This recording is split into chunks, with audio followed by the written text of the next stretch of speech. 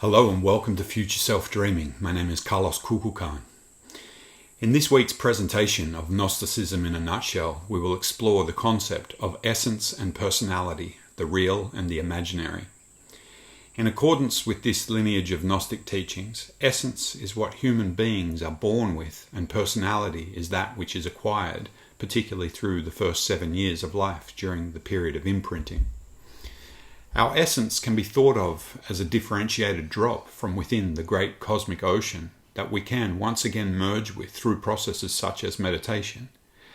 Our essence is what we all bring and embody when we are born as babies, a time when we are simply being, are filled with beauty and have yet to take on any of the personality that masks and shrouds our essence. Our essence is that which through meditation we seek to connect with again beyond the egoic mind of personality and endeavour to further grow in consciousness. The baby or child has no personality formed yet and is living primarily from the essence until education via intentional or unconscious influence begins to take place and the child adapts their personality to function within the environment in which they find themselves. Essence is fundamental and the most important thing we have.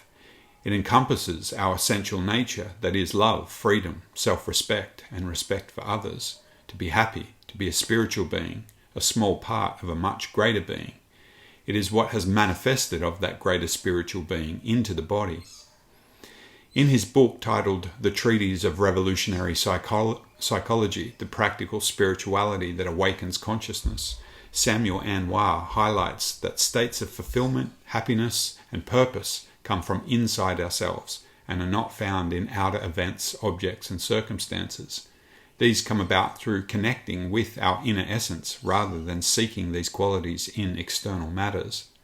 We are reminded of this by the biblical quote, "Seek first the kingdom of God, the heaven that lies within."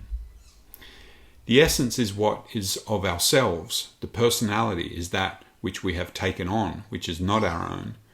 Personality is learned largely through imitating others. In the process of forming our personality, we turn away from our instinctual nature in favour of adopting acquired tastes which outwardly convey prestige or status. The personality is necessary for functioning within society. However, it is not who we truly are. It is a false identity that we have adopted to adapt to the world. The problems that we experience in life largely occur when the personality is not subordinate to the essence. The buggy is placed before the horse, so to speak, and then the ego must defend illusory ideas in order to protect the false self. When personality dominates essence, a human being becomes less healthy in all manner of ways, catering to the desires and addictions of the ego. We lose our essential nature of happiness, the original innocence of the child, because we lose consciousness when we become deceived by ego and its various defects within our personality, those of vanity, pride, self-pity, lust, jealousy, envy, that result in all the pain and misery in the world. The wrong relative positions of essence and personality determine the present disharmonious state of the human being. And the only way to get out of this imbalanced state is through self-knowledge. To know oneself is the first principle and the first demand of the ancient mystery schools. We still remember these words, but we have lost their meaning. Gnosis is the path to self-knowledge. We need the essence to become active because when the essence is asleep, we get into repetitive behaviors.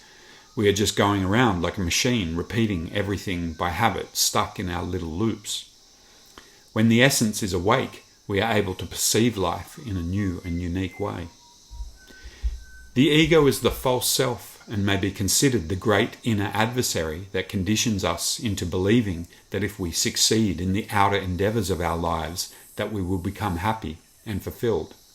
Even if we do achieve such efforts, we may not find fulfillment, and when those conditions are inevitably changed, we may be so heavily identified with the personality that has created these conditions that we may become stuck with an exaggerated sense of self, which may cause us perpetual states of misery and suffering. The fear of death, the identification with the finite aspect of ourselves, the physical reality alone, and our ego identity, rather than the infinite soul, and larger being of consciousness that our unborn, eternal soul essence emanates from is largely what is the primary driver of fear and illusion in all of its manifestations.